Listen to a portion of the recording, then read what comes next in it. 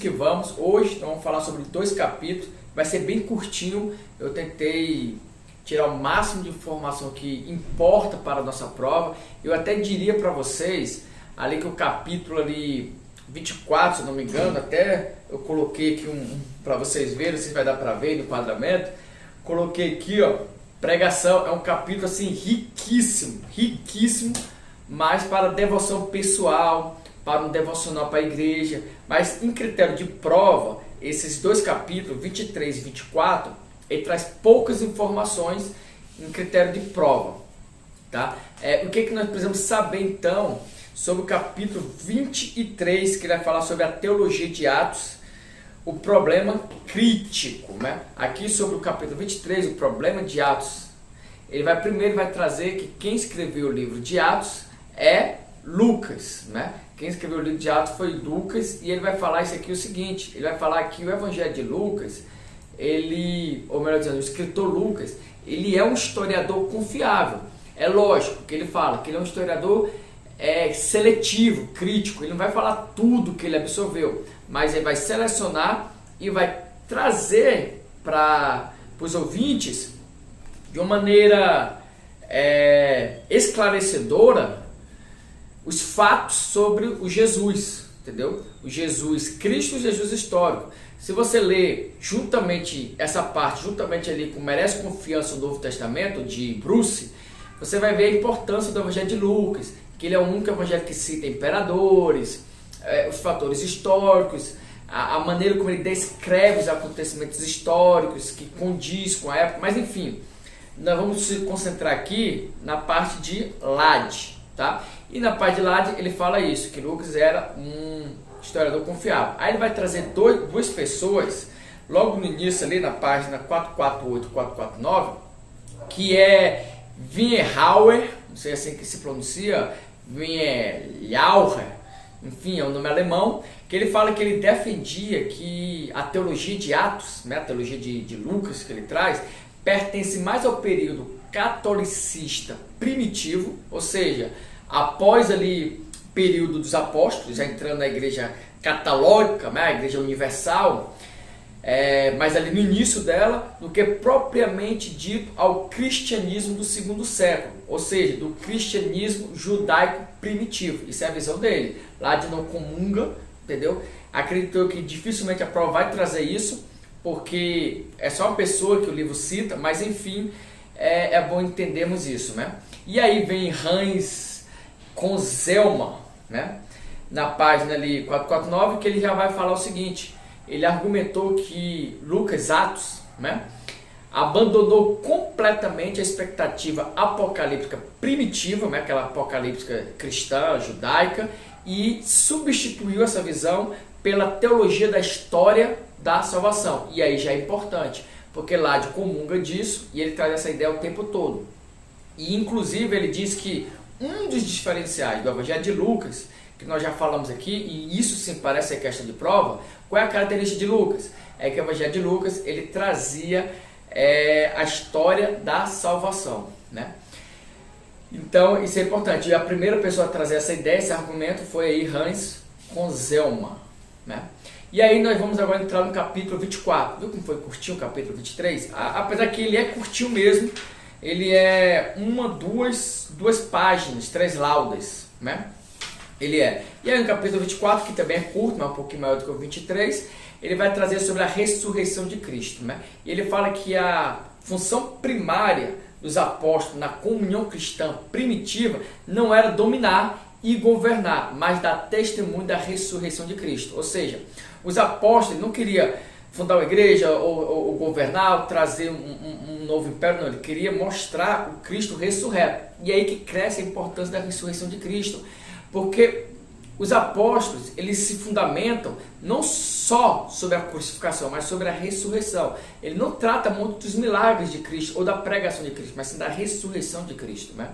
O cristianismo primitivo não consistia em uma nova doutrina sobre Deus, nem uma nova esperança da imortalidade, nem mesmo de novas perspectivas teológicas a respeito da natureza da salvação. Consistia do recital de um grande evento. E que evento é esse?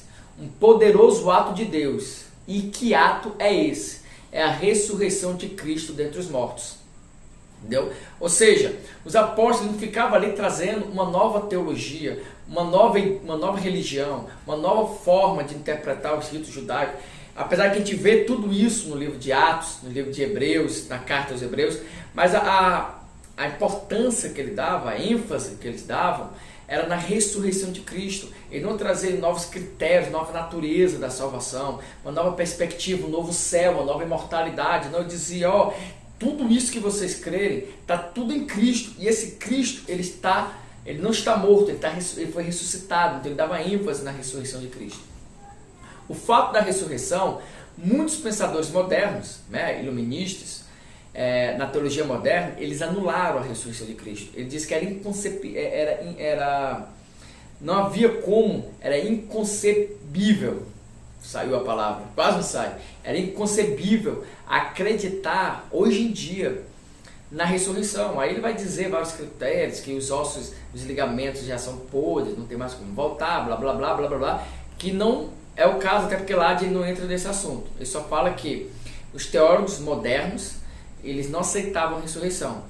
Entretanto, para Light, agora você anota aí, ele dá 5 motivos pelos quais não tem como eu duvidar na ressurreição de Cristo. Tá? E que motivos são esses? O primeiro motivo, a morte de Cristo. Ou seja, não tem como negar que Cristo morreu. Não tem. Primeiro, está escrito nos livros históricos. Segundo, porque ele não seria o Deus humano, ele não viveria para sempre, estaria vivo até hoje. Vivo assim que eu digo, na forma humana. Então Cristo morreu, ok. Segundo, as esperanças dos discípulos também não estavam mortas. Ele fala, quando você olha tanto na Bíblia como na história, quando Cristo morreu, a igreja se acabou, os apóstolos, os discípulos se afastaram. Então ele começa a explicar isso. Então a esperança dos discípulos acabou também. Aí o terceiro motivo, o desânimo e frustração dos discípulos foram transformados de uma maneira assim brutal, entendeu? Essa confiança, certeza voltou com uma chama muito viva. Então o que foi que aconteceu? Não tinha nada e de repente uma chama que começa assim a incendiar tudo. Os discípulos começam a ter ânimo, confiança, esperança. O que foi que aconteceu? Aí nós temos o quarto motivo, o túmulo vazio.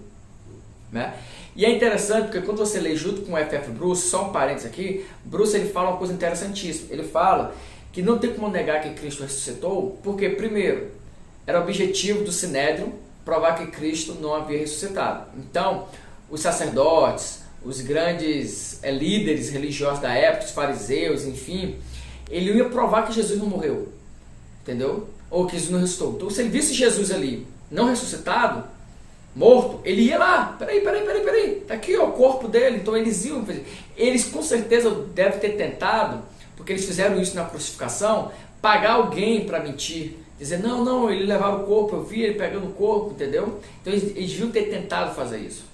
Outra, era motivo dos imperadores provar que Cristo não ressuscitou. Era objetivo das grandes seitas da época provar. Então tinha muita gente poderosa que havia interesse em provar que Cristo estava morto. Mas nenhum deles conseguiu provar. Os imperadores não conseguiram, o Sinédrio não conseguiu, os fariseus não conseguiram, o sumo sacerdote não conseguiu, ninguém conseguiu provar que Cristo não havia ressuscitado. O que demonstra que ele ressuscitou.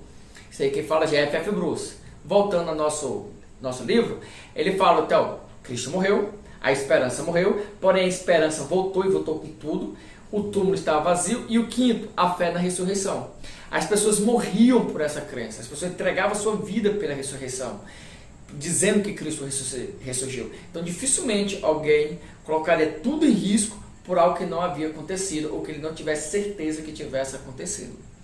Então ele fala isso, pois esta fé que deu origem à igreja. Ele fala, qual foi, aí anota aí, qual foi a fé, qual foi a crença, qual foi a pregação que deu início à igreja primitiva? A crença da ressurreição, da qual Cristo havia ressuscitado. E aí, olha a frase que ele fala aqui no livro. Eu vou ler a própria frase dele que eu acho interessante. Ele fala assim, não foi a fé dos discípulos que criou as histórias da ressurreição. Ao contrário, foi o evento por detrás dessa história que deu origem à fé. Porque os discípulos tinham abandonado a fé. Então não foi a fé dele que inventou a ressurreição. Pelo contrário, a ressurreição que inventou ali a congregação, a união, a igreja, a fé em torno disso. Aí aqui para terminar, ele vai falar sobre a natureza da ressurreição. E isso é importante. Qual é a natureza da ressurreição? Cristo ressuscitou de maneira corpórea, ou seja, ele tinha corpo, ele podia ser tocado. Porém, esse corpo ressurreto não era igual ao nosso corpo. Ele era um corpo diferente, ele tinha poderes admiráveis, ele transcendia as limitações físicas, ele podia interagir com a ordem natural. Ao mesmo tempo, ele transcendia essa ordem. Ele comia, mas ao mesmo tempo ele transcendia a matéria. Bultmann, anota também que a prova gosta de Bultmann. Bultmann, ele interpreta a ressurreição em que critério? Realmente Cristo morreu, realmente ele ressurgiu, mas ele não ressurgiu da forma corpórea, como crê Lade, como crê a Igreja Ortodoxa. Ele ressuscitou no querigma, ou seja, na pregação, na anunciação. Morreu Cristo e ressuscitou a fé, a proclamação, o querigma, beleza? Então é isso que eu queria passar para vocês. Até o nosso próximo encontro. Fé na missão.